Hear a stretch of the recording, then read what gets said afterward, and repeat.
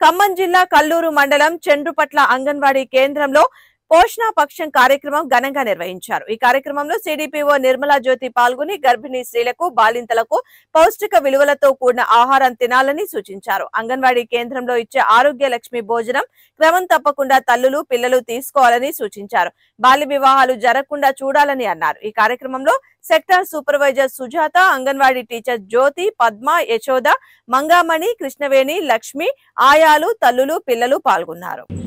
నేను భారతదేశం నందు నివసిస్తున్నాను।